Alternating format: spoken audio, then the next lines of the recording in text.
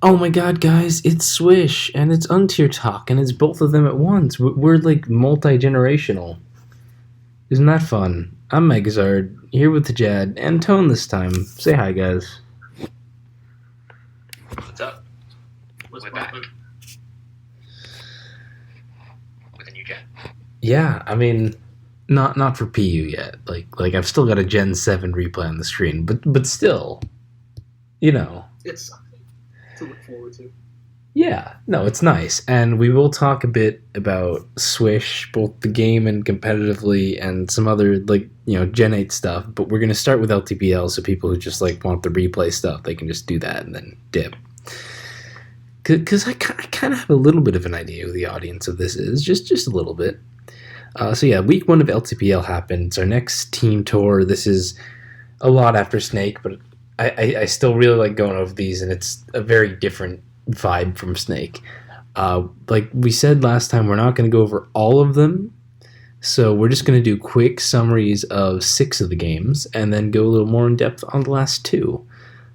So just from the ones I have on screen, Tlenet versus PTF. This was a pretty fast one. PTF surprisingly took a really strong win. It looks like Tlenet just wasn't really prepared, did not have much of a matchup here, and did not manage to do really anything to give himself any kind of advantage. This was a pretty strong win for PTF.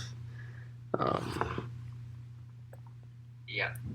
So I guess I can offer a bit more insight into. You don't need a bit more insight. It's just a quick summary, unless you disagree with Okay. That's the point. Yeah, We're not. If we do a lot on all these games, I swear I'm going to shoot myself in the head. I can't do it. Yeah.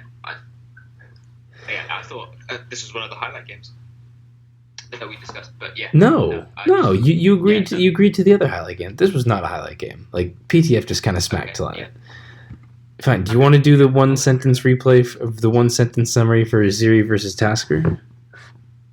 Let me just find that game. Oh, did the Simi thing do things here in this game? Simipore didn't really do anything. It just killed the last Mon. That's literally all it did. Oh no, it was the Vicky. Yeah, this was actually an interesting, pretty close game. Could have been a highlight if we didn't have 2 other games, but I'm not doing that many. Yeah, Tasker just brought a team that's a bit too slow. Yeah. It was a bit faster, and then won because he had a bit more offensive pressure. Yeah, I felt like they both kind of played fine, but neither of them really made a huge push, so the teams kind of decided this one, if you feel me. Yeah. Sorry, Tone. Also, I don't even think you have all these replays. We're just gonna go through it. Okay. Star versus TJ. Don't mind me.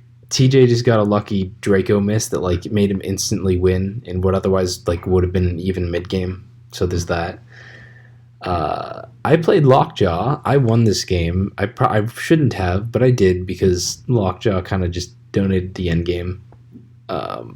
This was a hard matchup. I've 2 main offensive Pokemon totally walled by Altaria, and then he got a really early crit and flinch, and then he choked the late game. Well, you could say you got hacks, but then justice happened, so you deserved it if you're using a Jake save line. Sure. LST versus Rexus was a really weird game. I actually feel like LST probably had the matchup advantage, but then played it very slow and safe. As Hijad's mom is shouting in or something. I don't know. That's not. Oh, all right. My bad. That's Tone's contribution. Yeah, this kind of felt like Rexus won much more strongly than he should have, but LSD just wasn't clicking enough buttons, if that makes sense. Yeah, he was really under pressure. His team struggles in terms of generating momentum. So I felt like that was the thing that decided the game a bit more in Rex's favor. He could isolate a lot of the offensive threats using a lot of meta checks. But yeah, basically LSD. Yeah, Rex's team is also. His team is very similar to my old XY sample team, just throwing it out there. And then Meru versus XM Raptor, which was the subbed game that was meant to be Kushlos versus I don't remember who. It was Kushlos versus some other like relevant PU person, and then they both It was Kush versus. they Serene double Grace. sub. Who? Yeah. Who? Serene Grace. Oh, Serene Grace. Yeah, okay. They double subbed. I don't think either player had a great idea how to, like, what they should be doing. Like, XM Raptor was playing balance, but like with an offense team, and Meru kind of just did things, and I think Meru ended up winning because XM Raptor wasn't good versus Trick Room Jellicent. So yeah, those were those games. Now we can actually get into the meat and potatoes. I think we should start with Gondra versus Ham. No, let's start with Specs versus Finch. Okay, we'll start with Specs versus Finch. Sure. Okay. Oh, I thought you were going to start because you said you start. Okay, I can start. Okay. So Specs brought a kind of like weirdish balance team, based around like Kanga plus Crab, and then like I assume a parting shot Persian to like resuscitate and then revive the breaking core. So it's clearly anti-offense, balance, anti-Finch style of teams. So that's the magic he was going for. Finch brought a balance, but like a weirder style of balance, which has like a Caracosta and like a Bomber Snow, which are two kind of underrated things and threats in the tier. So it was more so about like whose hunch was more correct, I guess. Was it Finch or Specs? And as we get into the game, we see Silvally leading versus. Oh, we're not starting the game yet. Hello? No, cut that shit right out. We got to give the guests some time. We just like sped through a bunch of replays Tone doesn't have just to get the actual stuff. Tone, you got. I flipped through it. I flipped through it a little bit. It looked like Finch's team looks a little bit like. It sort of reminds me of like pre-Torterra in a little bit of a sense that like standard Mudsdale. Caracosta Bream Broad is also very nice, I guess. And then from Specs' perspective, I'm assuming that the Persian's nasty plot just because of the fact that nothing really stands out as like the sweeper potential, and everything else is like extremely slow. And then Bronzor, because Torterra, he's extremely Torterra weak without it. And then I want to say that the Crab is like either. We see what the Crab is like. That's not a big part of the preview. I can like Crab can do a lot of work against him. Like Finch kind of struggles switching in. Like if it's Mudstone versus Crab, then that's the big thing here. I can speak a little bit to Specs' team. Specs being my teammate. Finch is obviously known as someone who's very willing to bring like really fat balance or stall a lot of the time. Not always, so we wanted to stay prepped enough for offense. But like Crab was kind of the pick for, Finch on this. I can't talk. Finch on the surface seems to bring stall a lot. So Crab was like, let's stay pretty safe versus that. And even this, like as a more offensive team, like Tone said, Crab can still do a lot of work here because Crab just kind of finds opportunities versus the Muds, versus the Skunk possibly, versus the Abomasnow maybe, and just can kind of hit buttons. So it's not really like a useless stall breaker like some other things that get overly geared versus stall. This is definitely not what we were hoping for, but I don't think the matchup is too bad regardless. Like Abomasnow still kind of gets checked by the Bronzor. Nasty Plot Persian's not bad here. Obviously, Pursuit's a thing that we got to worry about, but like I think Specs definitely has the tools here. It just definitely wasn't what we were looking for. I think the fatter Finch went, like the happier we would have been. Yeah, I think I agree with that. I also think that this game was some sort of like it really kind of depends on how Finch manages to get the Caracosta going. Like if Finch manages to, let's say, trap the Bronzor with the Scum Tank and gets Caracosta a free smash, that's looking a scary thing if Persian can't revenge kill it. So, yeah, there's loads of basically both people have enough outlets to scare each other. So it's kind of an even matchup in my opinion. Mm-hmm. And like you said, we see Spec starting off with the Silvally, like trying to go immediately for a bunch of pressure. Gets Crab in turn 2, like, hey, free Ice Hammer. That's just nice damage. Now, like, Nasty Plot Persian already looks real good because that Silvally just took 70. Crab's a good mon, guys. Crab's scary. Like, jeez. We've been repping Crab since 2 PUPLs. 2 or 3. Something like that. We've had 3 PUPLs, I'm pretty sure. With Crab? Oh, It's been 3, yeah. It's been 3. Yeah, Crab's always been in PU, and there's been 3 in Gen 7. So, yeah. So that works out for specs. Early on, though, like, Finch already is like, okay, I get the Abomasnow in, I go Skunk, I make the double for the Pursuit. It's like, it's certainly not over by any means. And this is like a really big bit here where Specs gets the Sylvalian on Skunk, parting shots back into Bronzor.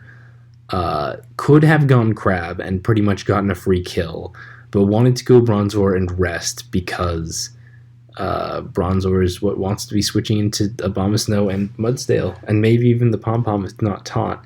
And Finch ends up revealing the really big thing for the set, the Taunt Skuntank, the Taunt Pursuit Skuntank that just like kind of removes the Bronzor from being a thing this game. Yeah, that's really big. Finch throwing it back to black-white and used the last time I saw like an actual Skuntank. I think so. Yeah, that's an interesting throwback. Yeah, I think it's not a bad idea. Like, especially in a tour environment where you get a lot more risk reward going on. So I personally quite like it, but I can understand why people might not like, or like why Specs didn't expect for it. I can totally get why he didn't see that coming. Yeah, it's not something you look for. I definitely would have been a bit concerned that, like, the Skunk's not banded because you saw the damage, and the Silvally was parting shot and not U-turn, so it's probably defog and not Sword Stance. So those are a few things that, like, well, it's not banded, it's not defog. Maybe you should be looking for something like that. But at the same time, like, Taunt has never really been a thing for, like, PU. So I definitely get why it's like, oh, I didn't see that. And it immediately just puts Finch back in the game, like, real nicely. Anyway, well, if that's all we got on it, the game doesn't end. It keeps going. We can play through that. I'm at turn 12 at this point, and Finch kind of gets in the Combine Pom-Pom, which is already kind of a big deal because Bronzor can't check it, and Specs kind of needs to use that Silvally Fairy, and the application of pressure here, I think, from Finch is really important. Like, he has good death fodder, he has a good breaker in Pom-Pom. He can just kind of make Specs' life really difficult in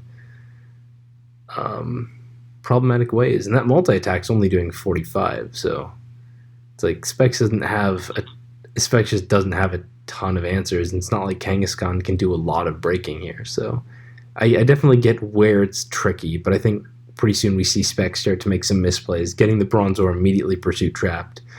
Kind of needs to go hard Crab and trade it with Skunk. Like, none of this is really favoring Specs is the thing. I want to know, like, maybe you guys think there would have been a different plan to shoot here or something. I personally, like, basically, as soon as I saw the Skuntank, I would have personally chalked the Bronzor. I wouldn't have, like, tried to mess with too much in terms of the, like, trying to wall Finch's threats. I would have gone all in terms of the application of your offensive presence, because in my opinion, Persian is probably like a really solid late game sweeper versus Finch's team, especially with the Z move intact. So I personally would have gone parting shotted immediately into the Crab instead of the Bronzor, gone for the break, and just used your resources to enable Persian late game much more than what he ended up doing. I felt like he played that a bit scared, for my taste at least. I don't know if you agree with that. Yeah, I mean, he gets the Skunk out of the way, which is not nothing for Persian, but nothing else is really taking the chip it needs, I think, is just kind of the big thing. And obviously, especially if he could have gotten rocks somehow, that would have been really nice, because it's a fat Abomasnow. Yeah, I think, like, you don't even need to like when you have a breaker like Crab, you don't really need to like essentially do much in terms of the how put it like you keep cutting in and out. Are you good on your end? Yeah, I'm fine. Like just random words are dropping from your sentences. Oh, might be my internet then, but yeah, I think when you have something like Crab, like you can just force damage onto Finch. Like you don't need to worry too much about like getting specific damage. You just force it onto Finch. Like if he keeps Mudsdale, you're always going to have a breaking opportunity. If he keeps a Bomber Snow, you're always going to have a free Drain Punch or Ice Hammer. So even Skunk in that case as well. So yeah, I think you can essentially force Finch's hand in that way by playing a bit more offensive. And I felt like I would have liked to see Specs use his breakers a bit more like aggressively rather than worry too much about what Finch is doing. No, I think that's fair, and I think it's kind of telling that you see Specs have multiple opportunities to get the Crab in, and both times ends up going to the Bronzor trying to like rest it up and play defensively, and gets trapped and like killed both times. That's to me kind of where this goes problematic and what makes this game really interesting. The kind of passive play here, like the Mudsdale's in, immediately go hard Bronzor. I want to rest. And like even just a simple, okay, maybe I'll go Crab. Or even Jellicent, I guess, because it's probably Colburn can take the Skunk hit. Would have been a big difference in this game. And it's tough to see that. Like I think Specs had like the idea of here's how I want to win. I want to have the Bronzor and win like via fat methods. But Finch was really ready for that. And definitely did not go Specs' way. Yeah, so I would that's what, if I was Specs, I was trying to take away something from this game. I would have personally liked to see him really trust that his team had ways of cleaning in the late game, like really trying to enable that Persian, really trying to enable the Kangaskhan as well, because that does a lot of damage versus Finch. So really trying to enable those two in particular, and use the rest of the team as a mechanism to get those two in a nice position in the late game, rather than worrying too much about Bronzor's health. Like Bronzor sure is nice, but you don't really need it to win. So it's not really going to win you the game keeping Bronzor at 100% or getting a rest off. So I didn't quite understand why he went for that route instead. You're just making me think of the meme. Yeah, Bronzor is nice, but have you ever tried winning a game?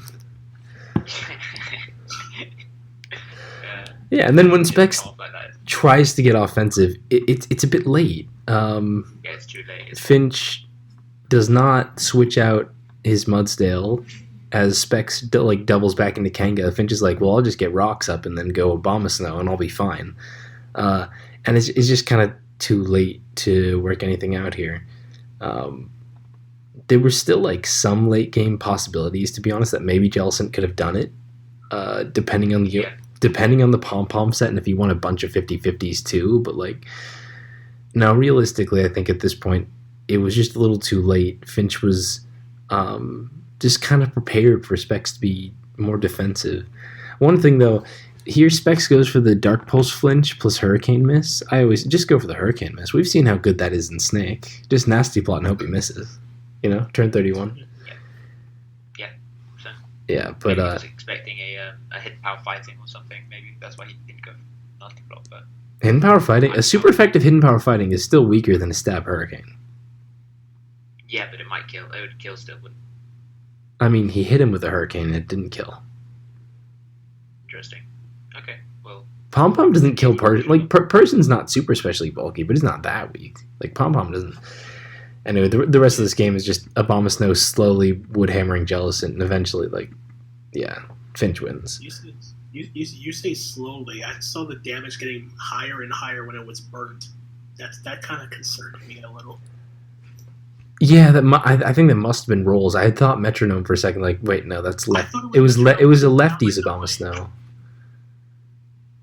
I must have missed that. No, it definitely had lefties, which is also not something you really see normally. I think it was kind of occupying like a weird defensive position here because obviously it's his Torterra check, so lefties give it longevity. But he's also like got Woodhammer as opposed to Giga Drain, so I don't know. Really interesting stuff here. I guess Yeah, it I would also. like to see the rest of I the guess set. it also hits like Electros harder. So there's that. Yeah, that too. I would like to see the rest of the set, to be honest. Yeah, we only got to see Woodhammer, huh? I don't even think it used. Yeah, And I Ice Shard. Oh, it did use Ice Shard. Okay. So yeah, that was this game.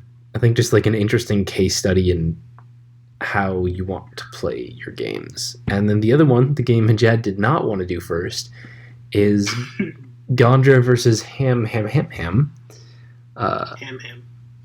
No, it's just 4. Ham. This one I think is just kind of fun. Ham has more Bronzor. I think it's getting a little overrated, guys. I know Torterra's here, but it's not like it makes it that good. Like, it's still an awkwardly like exploitable mon. It's solid. I actually think these are like the only Bronzors in the week, so it's fine. But anyway, aside from the Bronzor, Ham's got like still a pretty momentum based offense team, but a weirdly slow one. Like the breakers are Torterra and Swanna and Skuntank. That's just not that fast for an offense. And Gondra's kind of in the same boat where he's got the Silvally pivot and he's got spikes and rocks and he's got a pursuit trapper. And then his big offensive mons are like Cryo and Combustion. Just kind of weird. I don't know. Maybe it's just me. But when I think these kinds of pivot offenses, I think you want to at least have some kind of, Dodrio or a Alolan Raichu or even Libard. Like, yeah. I think with Gondra, I think he was trying to essentially go for the T. I think it's T spikes. Like, it would make really like a lot of sense for it. I assume it was, yeah. Yeah, it would be like the T spikes with like default or define pawn to like really abuse the defaulters that would try to like default away the T spikes. So yeah, it's quite an interesting team. I will say it's quite slow for an offense team. Combustion is your late game win control. That's what I just said.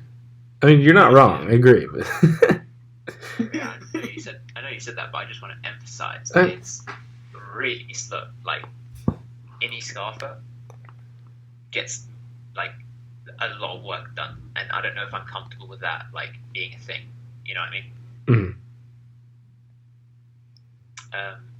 Yeah, and then Ham's team is like, it's super weird because he has loads of momentum things like the Silvally Fairy, the Lantern, but he doesn't really have like a true, I don't know, like a real breaker to abuse it.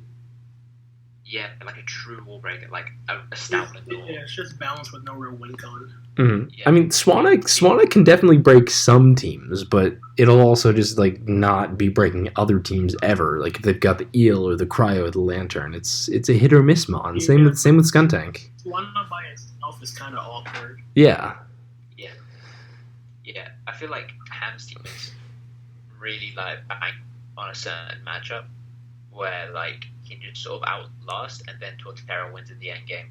And what would you look at the game like? That's basically exactly what happened. Yeah, no, it was a funky game. Like it starts off, Bronzor immediately gets to do Bronzor things, and I don't think Gondra had a great idea of what to do about it. Like he kind of goes tort on it just to set rocks, and then it works out anyway because Ham goes hard swan on a Woodhammer. That. Do you guys want to say something about that? That was. Oh I don't know no! God plays? Is it God plays? It was just so weird. Like Gondra goes tort. I guess he was thinking maybe Ham was gonna get scared out of his Bronzor like by his Pawniard. Ham's just like, I'll set rocks and toxic, whatever. And then he goes, okay, well Gondra's probably switching out of my Bronzor. To what? To Quillfish, I guess? Is that why he goes Swanna? Because he's going Quillfish? And then Gondra goes, well, I'm going to predict you doubling in Woodhammer. Like, I do think that was a really good play by him. What a call out. Just, like, such a weird first 4 turns. Just... Yeah, I don't know if it was a call out, honestly. I think Ham might have overcommitted to... No, it was Gondra calling out Ham switching his Bronzor out. Yeah, no, I think he overcommitted it. Like, I don't think you need to make that play if you're in Ham's position. Like, I would personally prefer to have seen him wait, see what Gondra's plan is, and then maybe make some doubles later in the game. But yeah, I mean, it's as you said, it's super weird. Like you can like argue it both ways. Like what's Ham doing, and like what a read from Gondra. Like both ways you can argue.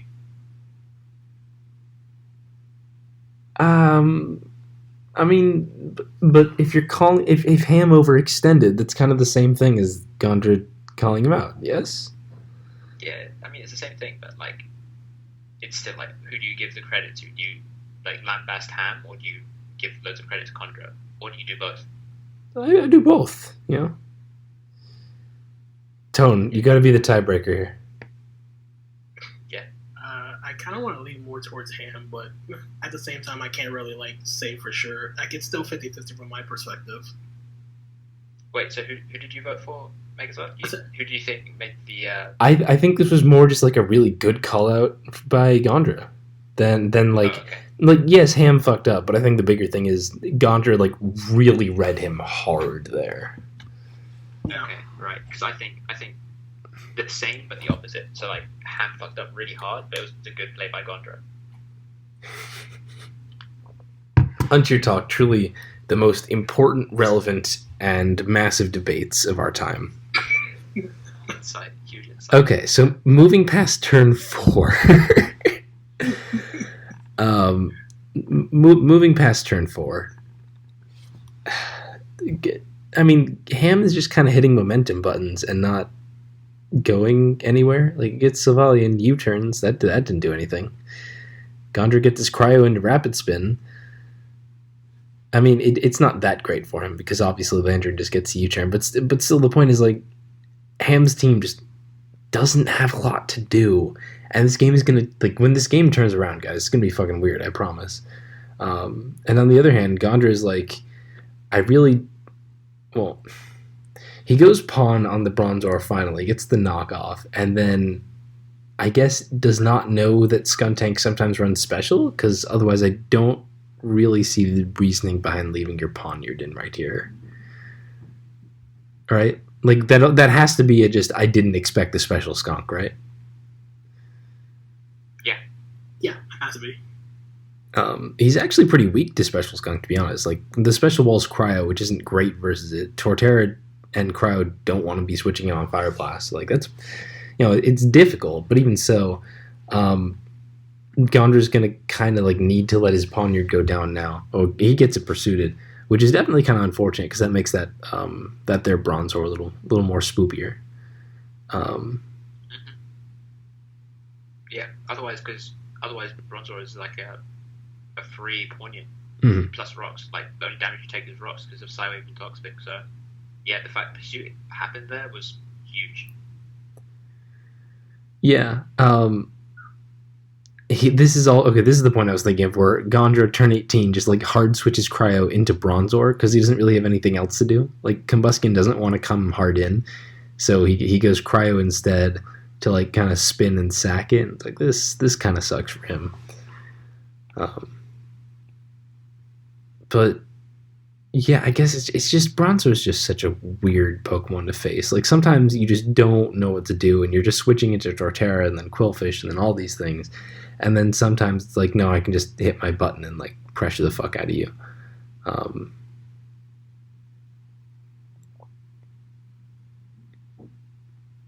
If y'all got no more thoughts, okay. Yeah. Gondra is going to sack his Quillfish for spikes, though, which is pretty nice. Like, things are still working out for him, except for the part. Well, then he goes to his own Sylvalian sword stances instead of just like stopping Ham from defogging, but Ham just attacks the Sylvalia anyway.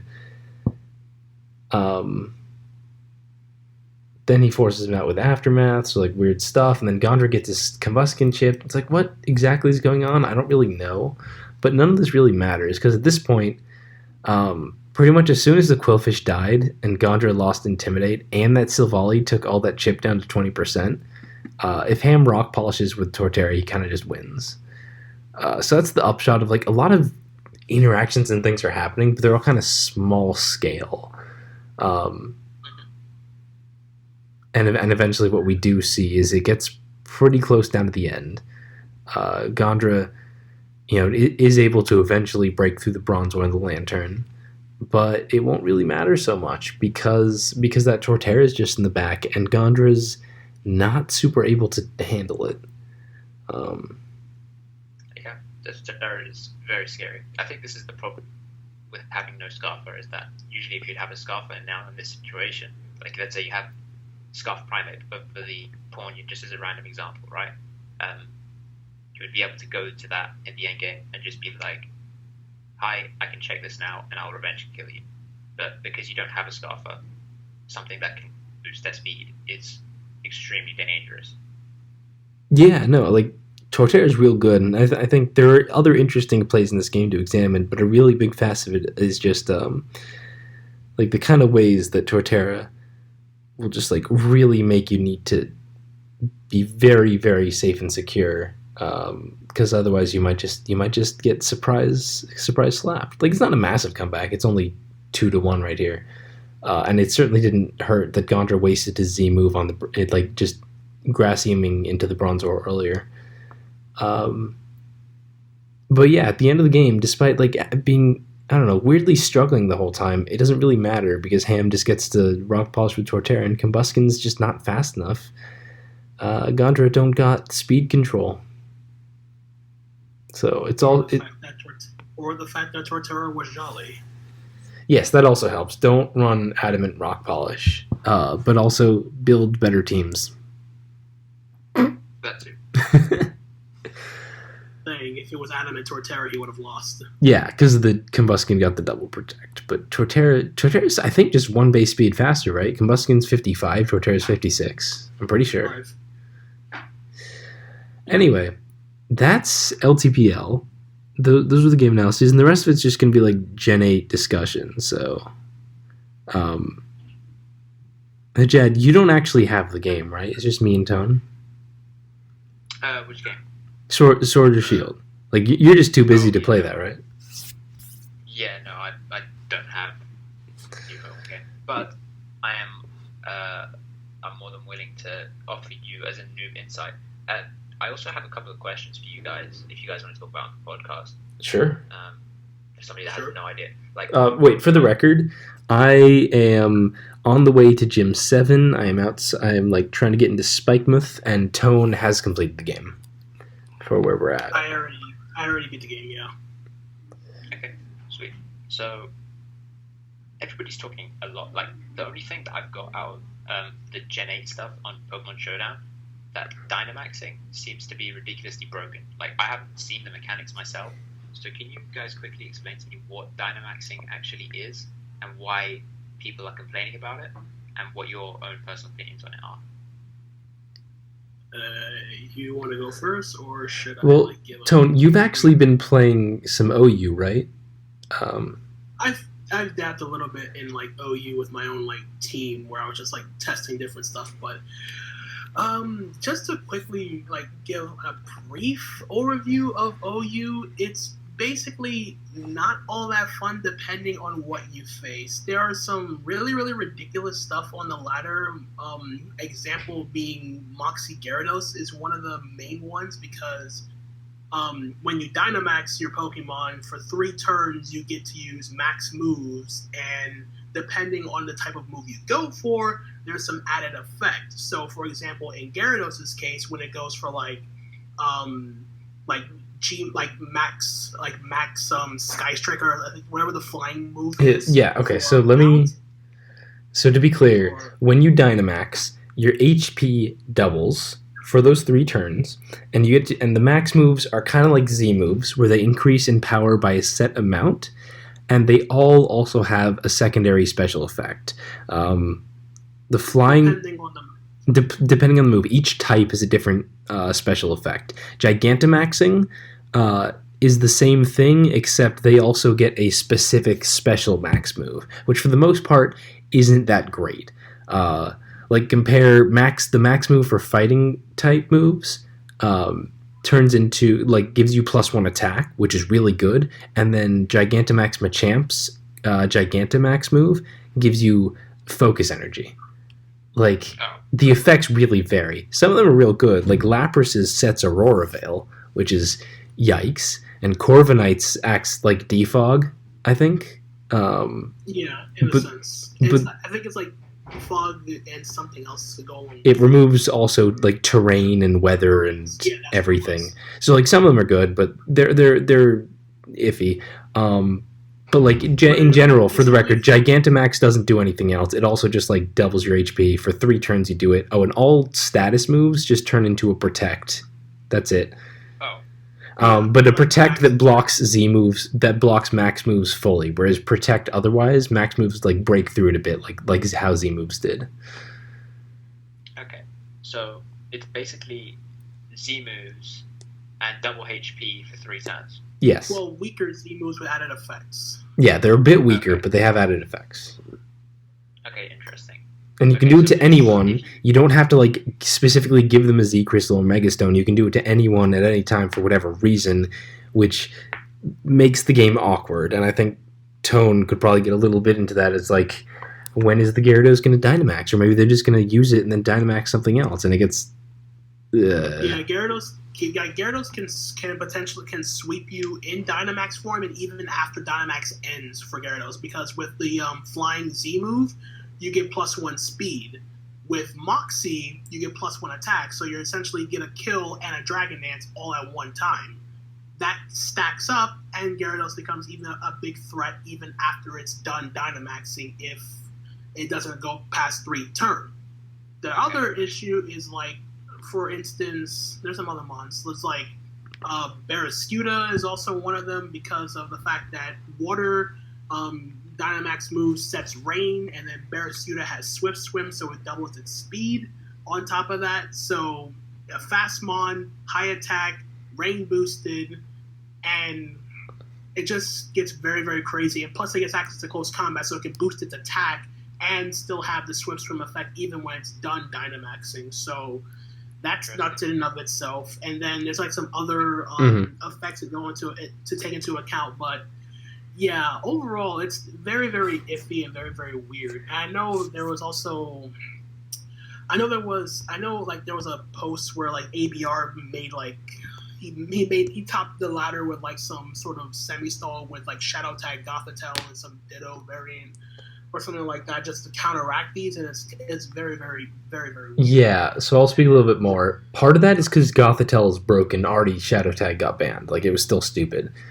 Ditto is pretty noteworthy because Ditto can copy people and then Dynamax, which, like, obviously that's pretty nice. Like, Ditto's a really big thing now. It should be noted that max fighting and poison moves boost your attack. So those are both notable, but on the downside, they're both capped at 100 base power. So, like, if you max close combat, it won't boost like the other types do. It'll go from 120 base power to 100 base power. That's still pretty strong, but that is a little bit of a reduction where you don't get to use like a 180 base power fighting move that boosts your attack. Just a little bit of a reduction. But there are other things. If you have a choice item, when you Dynamax, the choice item will stop taking effect. You can use any move and it won't boost your stats. That's really annoying. Like, if they just swapped into a banded Pokemon, they can't be like, well, haha, you can't use the coverage move to kill me, because you can just Dynamax and hit them in the face. Or, like, this is especially annoying, if you run, say, Choice Scarf Excadrill, you use Max Earthquake, which sets Sand, and now you've got Sand Force or even Sand Rush. Like, maybe you're running Choice Band Excadrill with Sand Rush, and then you do the max move, and then when you undynamax, you're still going to be real strong. Like, there's a lot of things to it, and a lot of flips, and maybe it'll end up being balanced. Maybe. Like, when people work out how to play with it. But at least for right now, you can just imagine all the ridiculous things you can do with your moves setting terrain, setting weather, boosting stats, boosting speed, boosting attack, it's a lot. Yeah, that's interesting. Right. So, okay. So, also, just a quick question. If you Dynamax, the only stat of the Pokemon that actually changes is the HP stat. Yeah, it's weird, right? Like, they get massive, but it's just HP. Okay, interesting. I think it's just more of a counteracted to, like, the last two, like, the main one with Mega Evolution, like, not taking into account HP and leaving that out of the question. They're, like, inversing that, like, mindset of taking HP into account with the Dynamax format, so it's kind of like that. I think it's more of a concept of like putting HP more into perspective for this particular gen as opposed to like Gen 6 and Gen 7. Mm-hmm. Okay, so another quick question as well. Like, so when you finish your end of your Dynamax turn, your HP halves again. Yeah. It takes the original max HP and then does the percentage of that. Mm. Okay. So it balances itself. Also, when you Dynamax, you can't be phased, you can't be flinched, and you can't switch out. Yes. Oh, so you can't switch out when you are in Dynamax. Yes. So there's a little bit of that to it as well. It's not that committal, but it's a little bit more committal. It's at least something.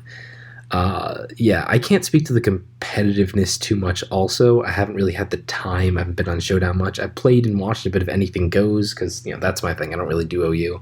And Anything Goes, like the big mon is Zacian, which is just ridiculously busted. That's the sword dog. It's like Mega Ray good. There's no Mega Ray, but there's Zacian, and that totally makes up for it. But it can't Dynamax. Zacian, Zamazenta, and Eternatus all can't Dynamax, so that's... I don't have that much experience with it. So, yeah. Okay. Thanks, guys. For sure. That's the Dynamax corner. The Dynamax corner, yeah. That's a pretty big corner, by the way. Yeah, it seems questionable. And it also, to me at least, seems like something that will get more and more problematic the lower in the tier you go. So even if OU ends up, figuring it out, to be clear, I have not ruled out potentially needing to suspect it in PU. If it came to that, I would absolutely consider it, and I think that would be something we could work out. I think if it comes to that, it'll be probably for the best to ban it altogether, just to get some balance back into the meta. Same way that sleep moves, OU might remove sleep claws entirely right now, but they don't have any good sleep bonds because all the spore stuff and sleep powder stuff is really shit. But in PU, we'd get the Shiinotic and the Roselia and the Butterfree and everything. So if it comes to it, we would also introduce that. Well, probably. I don't think the power level is going to be quite as bad. I don't think it's going to be quite as bad as people think. And Gigantamax Butterfree doesn't seem that good.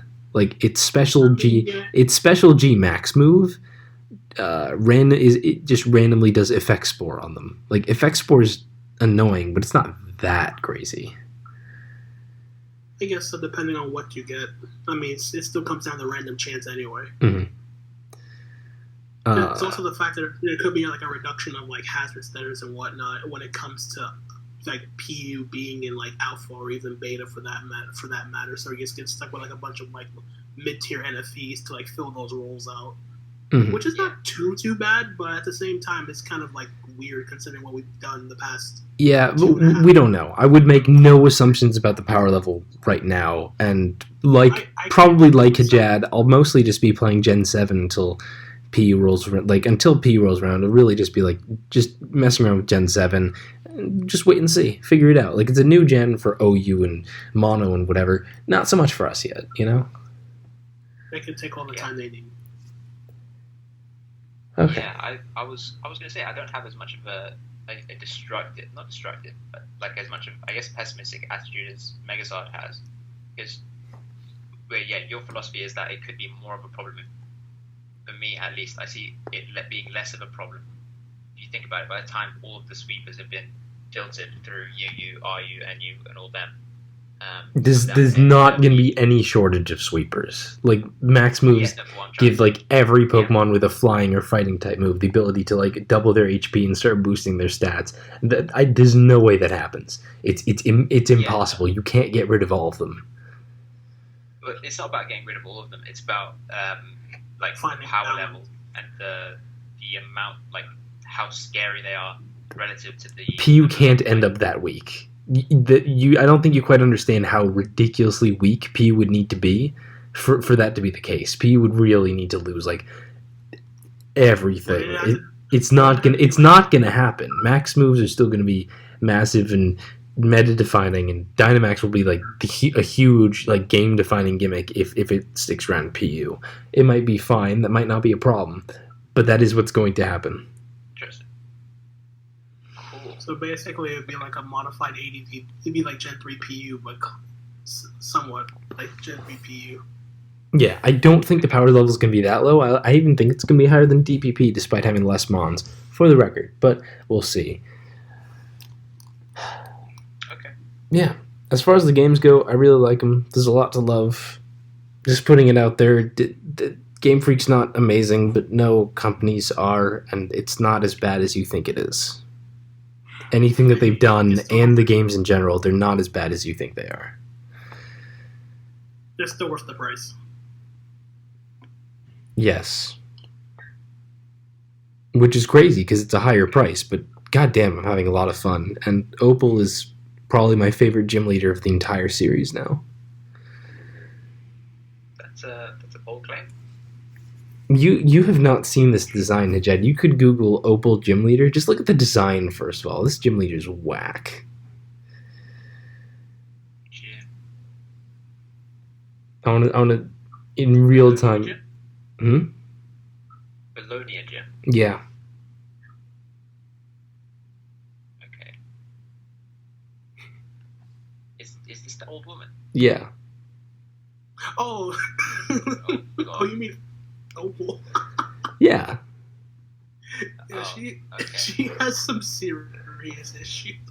She's whack. She's great. Okay, maybe not like what's a good classic gym league? Giovanni? Giovanni's pretty good. So maybe not Giovanni level, but I don't know, aside from that, Opal's got fucking personality at the ass and probably the best gym ever. Like, seriously. I love this. That gym pissed me off, man. I love that gym. Fuck off.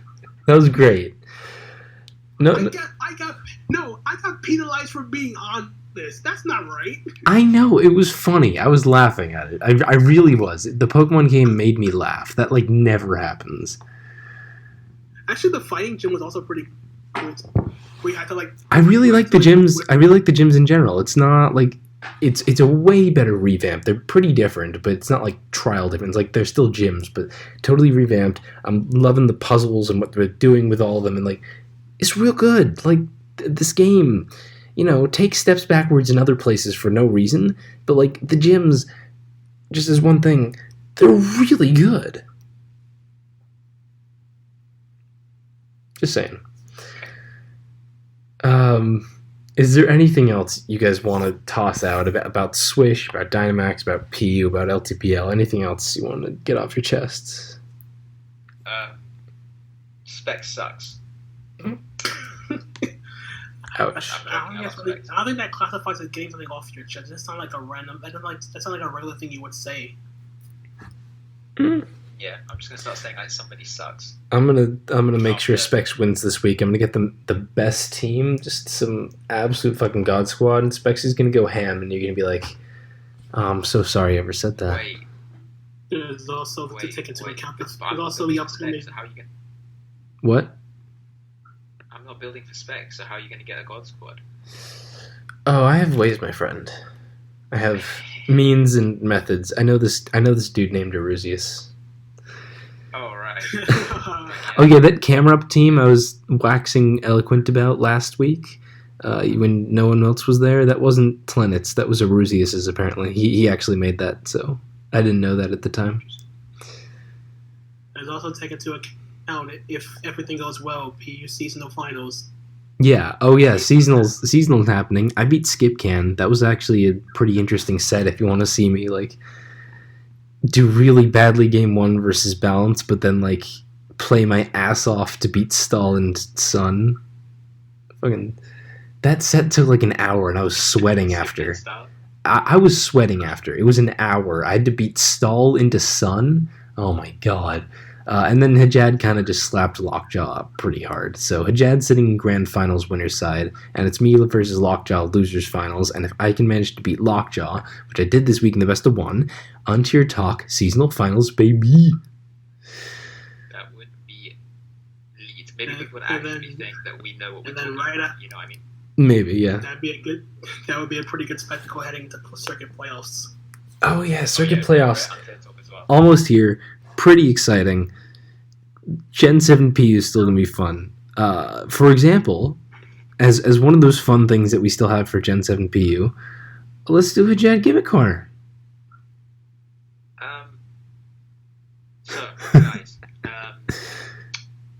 talk to you guys about Torterra checks. Are you struggling? How are you finding Torterra? Not as much as most. I don't think it's S rank, but it's still a fucking good mon. So. Right. So basically, balance. Sometimes it struggles. Sometimes balance really does struggle with Torterra.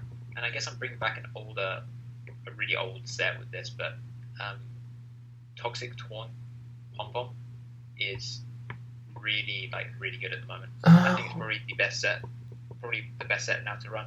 Used it versus Lockjaw earlier. Yeah, that's the set that I was using. I never got to reveal Taunt. Well, actually, no, I did. I did reveal Taunt.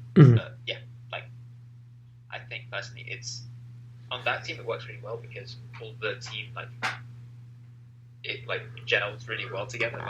It breaks through a lot of the stuff that each other can't get through. Does that make sense? Kanga will break things, and then if Kanga manages to break something, either Jettison or Pom Pom will do something, and if one of the other things do something, maybe Scarf Tank does something, right? So it all meshes really nicely into a... It's not about the team, though. It's about the set. To be clear, yeah. Toxic Taunt Pom Pom with presumably... Is it Rev Dance in the last slot or Hurricane? No. Hurricane. Hurricane. Or Air Slash, if you prefer, which you should probably be considering at this point. To be clear, you're saying defensive Pom Pom's Hurricane. It's a better Torterra check than just regular Pom Pom. Yeah, it's better at abusing the switch from Torterra rather than Calm Minded, for example. Oh, okay. You just don't really like Calm Mind. Okay, fair enough. Yeah, I mean Calm Mind is okay, but Toxic Taunt is much better and probably provides more utility to your team. Well, Taunt as a whole is already good, but I think Toxic is a bit better to punish balance, which is mainly what Torterra is on. Yeah, Calm Mind Pom Pom's okay. For idiots, use Taunt Toxic, dum-dums. You mean Forehead? Yeah, I'm down. I mean, fucking face deskers. So, can I have another gimmick? Sure. Yeah, okay. Let's do it quick. I gotta get food. So, Quick Claw Mudsdale. Quick Claw. I did not expect that. You got me. I have been got. So you can. This is actually a mirror innovation, which I thought was fantastic. But I mean, whatever. You can basically quick close combat any of the things that may check you, or you can, because Mudsdale also gets Endeavor. You can get a fast Endeavor off because Mudsdale never dies. So was that? No, that wasn't the Mudsdale on his team. Okay, it's Rock's Toxic. So you're saying Quick Claw with close combat and Endeavor. I'm pretty stealth rock and Earthquake, but I mean that's up to. Probably. Okay, I mean it's kind of right up there with the Gluttony Acrobatic Semi Stage I did a few months ago for the Primate. So that was a godly set. Oh. To go with acrobatics. Okay. I mean, I guess if you know when your Quick Claws can activate at all times, that doesn't seem that bad. I wish you can determine that. Oh my god. Imagine Primate's just like, alright, I'm gonna U-turn out on this Mudsdale and you just Earthquake it. Yeah, I can see why you want it. But genuinely speaking, that's actually the scenario. That happens at least 10 times a game with Mudsdale. It happens. Quick Claw activates 10% of the time. It's no. You run a check button. Oh, it's 20%? Yeah. Jesus, that's actually stupid. I can actually see 20%. Oh Yeah, no! Oh no! Oh no! No, you run a check button Mudsdale so the Primate can't U-turn. Or that. Eject button should be run on more things than just Sableye. Hot take. That's not that hot of a take. I think more things should be running eject button. Just abusing pivoting moves right now could be just so massive. Primate Pit's U-turn, eject button, sub with your Combuskin, smash with your Omastar, SD with your Absol. Wait, no, that's U-turn. I don't know. SD with your Poniard on a parting shot. I'm telling you, man. Oh, you're not locked into parting. If Mudsdale had recovery, eject button would be such a viable item on that thing. Yeah. Show up or anything. Dude, eject button Marini? or Tangela. I'm just thinking like regen mons, right? Like Tangela. Offensive eject button Audino with healing wish. Oh, healing wish eject button odd. Yeah, remember in Gen 6 with the healing wish 3 attacks. Oh, that doesn't sound that bad. Also Corsola, yeah, I agree. Also, actually speaking of eject button, Ordino, me and Evie, we built a team in. What was it? What was that tour? Snake, right? Where we had Specs Drampa. What was that tour? We had Specs what? We had Specs Drampa supported by eject button Ordino and eject button Saberline on one team. Oh my god. Okay, we're gonna end this podcast, guys. It's getting a little gross, a little grimy, a little disgusting for you guys to listen to. Thanks for sticking around. Oh yeah, I'm gonna stick that funny intro at the start of the podcast. I hope you all enjoyed that. And we'll talk to you next time with more LTPL stuff. So, yeah. And thanks, Tone, for coming on. You got it. Yep. All right. Bye, guys.